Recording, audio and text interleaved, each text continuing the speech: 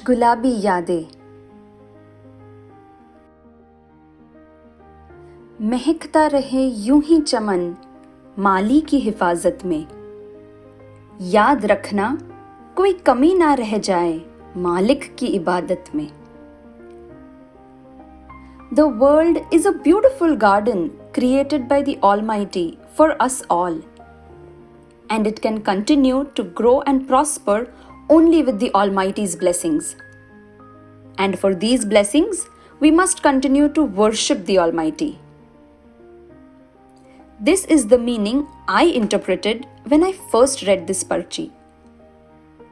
But it was only years later that I understood its hidden and powerful message.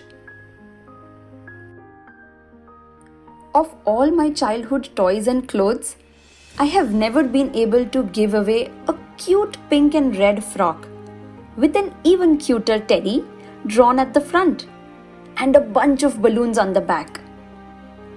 For every occasion, I would only want to wear that frock. Mom got so tired of my wishing to wear that frock that she hid it deep inside the cupboard once.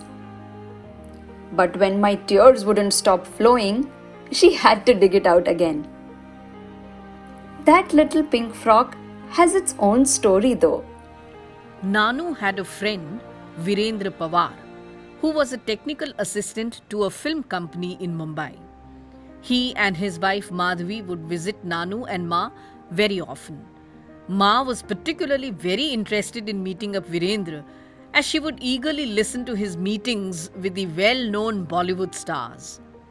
Nanu knew that Virendra hardly met these stars for a fleeting minute or two, and yet he never dissuaded Ma from drinking in every word of that magical world of Indian cinema. Virendra was a very good narrator too. And which Indian doesn't know the art of adding spices to their tales? One evening, however, Virendra visited Nanu at the shop alone. Sensing that there was some trouble, Nanu took him aside to talk. Virendra had a very strange request. He wanted Nanu to draft an application letter to an orphanage in Andheri East. He and Madhvi were going to adopt a child. But the orphanage people had asked him to bring a rock-solid reference and of course an application letter. Virendra knew that the orphanage wouldn't trust any recommendation letter or reference from the Bollywood janta. After all, they were just a bunch of actors. But he had a lot of trust in Nanu's dignity and reputation, and wanted the latter to become his guarantor. Nanu readily agreed to do so. A week later, armed with all the documents and letter of reference, Nanu, Virendra and Madhvi went to the orphanage. The caretakers showed them the details of the children. As the three of them leaned over to read, an ayah of the orphanage came in with a little infant in her arms. The baby was crying and appeared to be in distress. साब, इसकी दवाई खत्म हो गई है, आप drawer में से दे दो, she said. Virendra and Madhvi watched as the caretaker took out the medicine, and together they administered the medicine to the infant, with some difficulty though. The little one wailed helplessly. ऐसे भी बच्चे आते हैं साहब.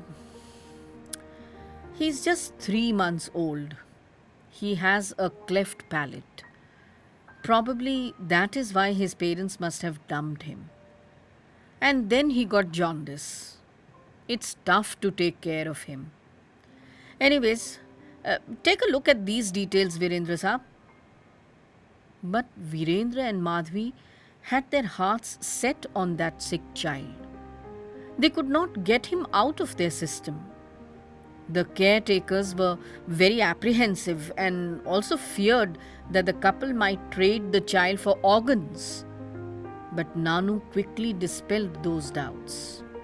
However, Nanu also tried to caution them against adopting him. But all in vain. They lovingly named the child Amar, one who cannot die. 5 months after the adoption, Virendra met Nanu again. He was in great despair. Their son Amar was gravely sick and was in the hospital. The couple desperately needed some money. They had already sold off everything they possessed, but still needed some money for a surgery that the son had to undergo. Viren's family had already disowned him the day he adopted a child from the orphanage.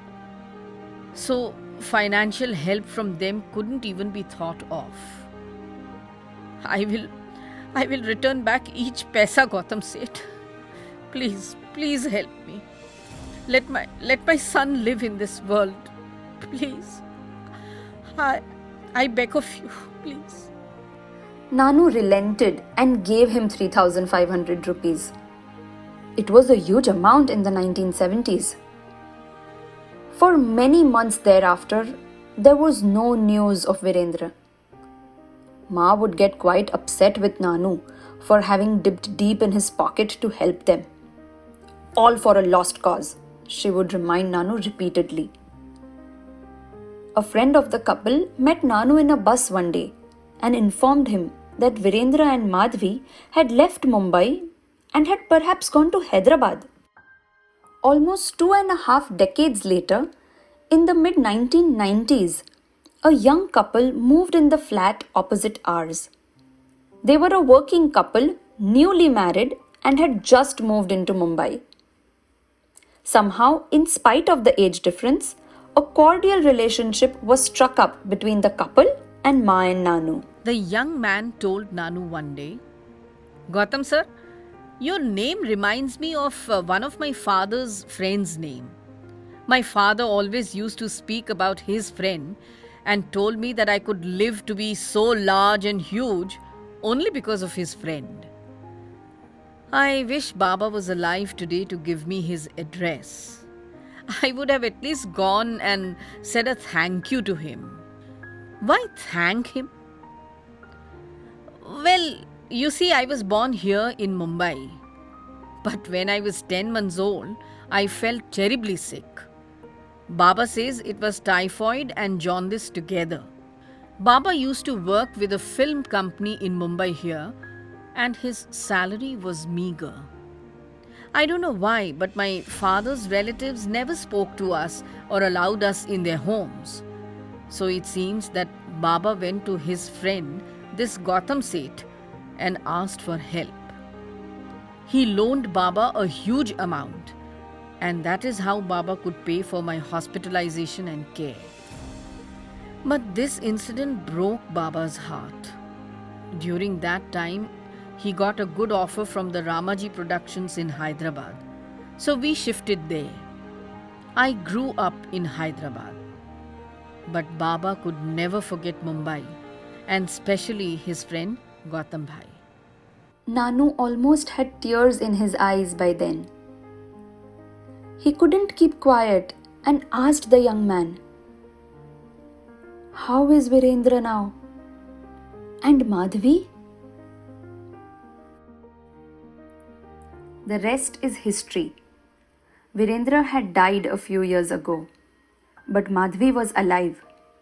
She was living with her sister in Kolkata. The reunion that took place between Madhvi and Ma and Nanu was tearful, emotional, and full of mulling over the strange coincidences of life. I grew up knowing Amar uncle and Shefali auntie as our neighbors. They later on moved to another area of the metro, but we were always in touch. I don't remember a single Diwali or Gudi Padwa when Amar uncle, Shefali auntie and Madhvi aji wouldn't come over loaded with gifts and mithai boxes. So that little pink frock remains as my most loved frock even today. After all, it was gifted to me by my Amar uncle. Whenever I remember the story behind the pink frock, I remember Nanu's this parchi and the powerful message it gives. महकता रहे यूं ही चमन माली की हिफाजत में। याद रखना कोई कमी ना रह जाए मालिक की इबादत में। This ibadat, worship that he writes about, does not have to be at places of worship. By doing good deeds, taking care of people around us, helping each other, and making the world a better place, one good deed at a time, is in fact the biggest form of worship that we can offer. And that is how we can thank the Almighty for creating this world, such a beautiful garden for all of us.